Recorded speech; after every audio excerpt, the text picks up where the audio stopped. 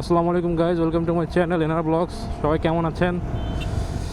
ইতিমধ্যে সবাই শুনছেন যে বেসরকারি কিছু প্রতিষ্ঠান আছে, তেল রিফাইন করে ওরা, অ্যান্ড ওদের থেকে সরকার তেল নিচ্ছে না। এর রিজনটা কি? অনেকে বলতেছেন যে সরকার সিন্ডিকেট করতেছে, তেল নিচ্ছে না, তেল আছে। এর মেইন কারণ হলো, যখন তেলের দাম 120 টাকা ছিল তখন এইসব প্রতিষ্ঠান বলছে তেল নাই, তেলের দাম বাড়তে পারে, এই জন্য এরা বলছে যে তেল নাই, তেল বাড়লে আর কি, দাম বাড়লে সেল টেল করবে এরকম। তো তেলের দাম সচরাচর যেভাবে মানে ওরা গেস করছিল ওইভাবে তেল দাম বাড়াইতে সরকার বাধ্য হয়েছে। অ্যান্ড সরকার তখন বুঝছে যে এর কাছে তেল আছে কিন্তু ওই তেল দিচ্ছে না। তো পরবর্তীতে সরকার একটা ট্রিক্স খাটাইছে যে তোমরা তেল রিজার্ভ করে রাখছো, আটকায় রাখছো, তেল দেও না, এখন তেলের দাম বাড়াইলাম, তোমার থেকে এখন তেল নিব না। এই যে এখন পড়ছে এরা বিপদে। অ্যান্ড অনেকে রিউমার ছড়াইছে যে এদের থেকে সরকার তেল নেয় না, সরকার তেল দাম বাড়াইছে, শর্ট ফালাইছে, এটা সরকারের একটা পরিকল্পনা এরকম বলতেছেন।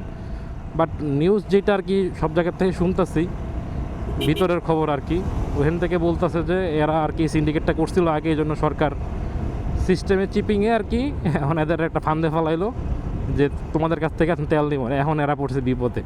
এদের তো তেল নিলে ভাই, না নিলে সরকার তেল না নিলে আপনি আমি গিয়া তেল এদের থেকে নিতে পারবো না। জিনিসটা হলো এইটা। মানে এটা নিয়ে কনফিউশন থাকার কারণ নাই। আর তেলের দাম বাড়ানোর পর সবাই তো খুশি মোটামুটি যে তেলের দাম বাড়ছে, মনে সংকট কেটে যাবে। সংকট কিন্তু কাটে না। আমি কিন্তু আগে একটা ভিডিওতে বলছিলাম যে সংকট বা এত সহজে কাটবে না, কারণ এখন হলো তেলের দাম, যারা দেখা গেছে খোলা মার্কেটে তেল 200 টাকা করে বিক্রি করছে, এখন তেলের দাম বাড়ে আর 250 টাকা করে বিক্রি করতেছে। ওদের আরও ভালো হয়েছে। অ্যান্ড নবীনগর বা আশেপাশে যেগুলোতে আমরা তেল ভরতেছি, আমি যেগুলোর থেকে যাচ্ছি দেখি যে আরও সিরিয়াল বাড়ছে, কমে নাই।